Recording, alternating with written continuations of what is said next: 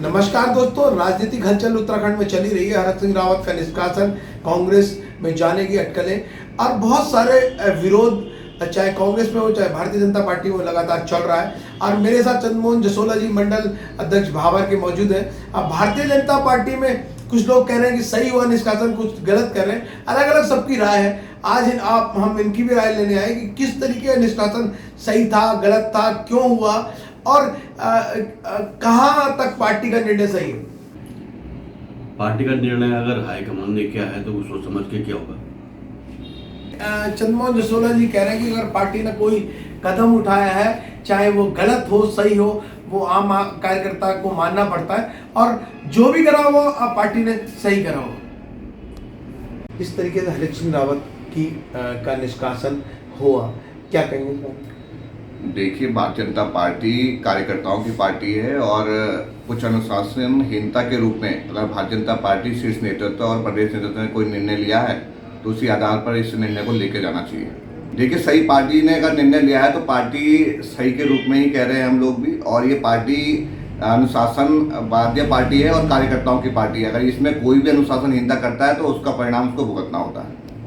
अब मैं आपका दोस्त, आपका होस्ट राजीव गौड़, लगातार क्रममुखी टीवी पर देश दुनिया की खबरें बताता रहता हूँ, दिखाता रहता हूँ कि दुनिया में कहाँ क्या हो रहा है। अगर उत्तराखंड की बात करें तो उत्तराखंड में राजनीतिक हलचल चल रही है, माहौल गर्म है। और हरक सिंह रावत के निष्कासन से चाहे भारतीय जनता पार्टी हो चाहे कांग्रेस हो, दोनों दलों में हलचल मच गई है और कई विधानसभाओं में हलचल है हरक सिंह रावत के जाने से, चाहे वो लैंसडौन विधानसभा हो, चाहे कोटद्वार विधानसभा हो, चाहे यमकेश्वर विधानसभा हो, चाहे केदारनाथ विधानसभा हो। हरक सिंह रावत ने इतना हंगामा खड़ा कर दिया कि लैंसडौन विधानसभा से दिलीप रावत बड़े घबराए हुए थे क्योंकि उनकी बहू के लिए वो टिकट मांग रहे थे और वो कहीं दिलीप रावत का टिकट न कट जाए, लेकिन वो संतुष्ट है। अगर यमकेश्वर की बात करें तो हरक सिंह रावत ने यमकेश्वर से भी भारतीय जनता पार्टी से टिकट मांगा था, तो यमकेश्वर में शैलेंद्र रावत परेशान थे। और अगर केदारनाथ की बात करें तो केदारनाथ में जो वर्तमान विधायक है वो भी इस समय टेंशन में थे, लेकिन हरक सिंह के निष्कासन से कई सारे अटकलें खत्म हो गई। लेकिन एक बात जरूर होगी, चाहे कांग्रेस हो चाहे भारतीय जनता पार्टी हो, दोनों में ही आक्रोश है कि ऐसे दल बदलू को कांग्रेस में लिया जाए या न लिया जाए, या किस तरह की राजनीति होगी। आज मेरे साथ कई सारे कांग्रेस के लीडर्स मौजूद हैं। प्रदेश सचिव मौजूद हैं प्रदेश रावत जी, मेरे साथ संजय मित्तल जी नगर अध्यक्ष हैं वो मौजूद हैं, अंकुर भंडारी जी मौजूद हैं, तन्ने भाई मौजूद हैं, कई सारे लोग हमारे साथ मौजूद हैं। हम उनसे बात करेंगे कि कांग्रेस में अब जिस तरीके से चर्चा चल रही है कि कांग्रेस में हरक सिंह रावत की एंट्री होने की संभावना है, हरक सिंह रावत कांग्रेस में जा सकते हैं, उनको टिकट दिया जाना चाहिए, नहीं दिया जाना चाहिए, कई सारी बातें चर्चाएं हो रही है। तो आम व्यक्ति की तरह, अगर राजनीतिक पार्टी की तरह किस तरीके से बात को लेते हैं, इस पर हम चर्चा करें। सबसे पहले हम संजय मित्तल जी से जानेंगे कि क्या जिस तरीके से राजनीतिक हलचल चल रही है, क्या कहें? मैं ये कहना चाहता हूँ कि जिस आदमी ने 2016 में कांग्रेस की गवर्नमेंट की गिराने का काम किया, वो तो शुक्र है कि जो कोर्ट का जिन्होंने सरकार को दोबारा बहाल किया। लेकिन उस समय की वीडियो अगर आप उनको देखोगे तो जो काम उन्होंने जनमानस के साथ का विरोध किया, उन्होंने जो जनता ने मैंडेट दिया था कांग्रेस की गवर्नमेंट के खिलाफ काम किया, तो कम से कम जो है उनको जो भी उन्होंने किया जनता को मालूम होना चाहिए, उनको खुद अपने मन में आत्मग्लानि होनी चाहिए कि मैंने क्या किया। आज वो प्रेशर पॉलिटिक्स कर रहे हैं, पहले जब प्रेशर पॉलिटिक्स कांग्रेस से करी, फिर भाजपा से करी, और मुझे लगता है कि आने वाले दिनों में हो सकता है वो इसी तरह पॉलिटिक्स करें। तो हमको आप क्या चाहते हैं कि हम चाहते हैं कि हमारे विधानसभा एरिया के अंदर उनका कोई इंटरफेयर ना हो। हम बिल्कुल भी उसको अपने विधानसभा के एरिया में कोटद्वार में किसी भी तरीके से, अगर हमारी पार्टी में शामिल भी होते हैं तो उनका इंटरफेयर हमें कोटद्वार में बिल्कुल पसंद नहीं। जिस तरीके से संजय मित्तल अगर नगर अध्यक्ष होने के नाते अपनी विधानसभा के एक जिम्मेदार पदाधिकारी, और वो इस तरह की बात कर रहे हैं कि हमारी इसमें टेरिटरी में ये ना है, चाहे पार्टी उनको लेती है नहीं लेती है, पार्टी का विवेक है। मेरे साथ प्रदेश सचिव प्रदेश रावत जी मौजूद है, उनसे ही जानूंगा कि जिस तरीके से राजनीतिक हलचल चल रही है, हरक सिंह रावत आने की कोशिश कर रहे हैं कांग्रेस में और ये चाह रहे हैं कि मेरी बहू को टिकट मिल जाए लैंसडौन से और मुझे केदारनाथ से टिकट मिल जाए, तो क्या आपकी क्या सोच है?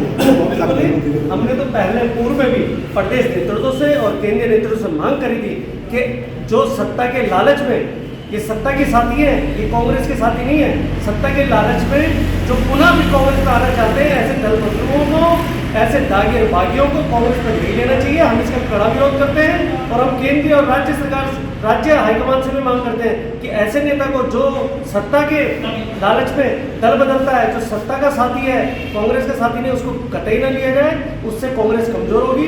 कांग्रेस को जिताना है और कांग्रेस को मजबूती से जिताना है तो ऐसे दल बदलुओं को बिल्कुल पार्टी में नहीं लेना चाहिए। और कोरदार में और पूरे उत्तराखंड में कांग्रेस बहुत मजबूत है, सत्ता में वापसी करिए। ऐसे दल बदलू आएंगे तो कांग्रेस की छवि खराब होगी। जी, जिस तरीके से वो अगर उनकी बहू को लैंसडौन से टिकट की बात हो रही है, कांग्रेस से अगर टिकट की बात हो रही है, तो अगर उनको नहीं लिया जाता तो उनकी बहू की टिकट की बात क्या है उनकी बहू का रोल? NSY में काम करा, उन्हें छात्र संघ या यूथ कांग्रेस में काम करा, कौन है उनकी बहू? अब तो नहीं जानते ना, वो क्षेत्रीय जनता जानती। तो उनकी बहू या बेटे को टिकट का तो मतलब ही नहीं होता। हम तो हरक सिंह को टिकट देने के लिए मना कर रहे हैं, तो उनकी बहू कहाँ से आ गई? उनकी बहू हो चाहे बेटा हो, किसी को टिकट नहीं मिलना चाहिए। हरक सिंह रावत जीरो है। इस बार जनता उनको सत्ता से बेदखल करेगी और वो अपनी स्थिति को भांपते हुए वो कांग्रेस का दामन थामने के उसमें कि दल बदलू है, वो सत्ता के साथी है, मैंने जैसे कहा। और ऐसे दल बदलू को, सत्ता के साथियों को नहीं लेना चाहिए। देखिए, यूं कहें कि हरक सिंह रावत की हालत यूं हो गई है कि धोबी का कुत्ता घर का न घाट का। ना ही कांग्रेस उसको अंदर लेने को तैयार है और ना ही भारतीय जनता पार्टी ने तो उसे निष्कासित कर दिया। ऐसे में हरक सिंह रावत जाए तो जाए कहाँ?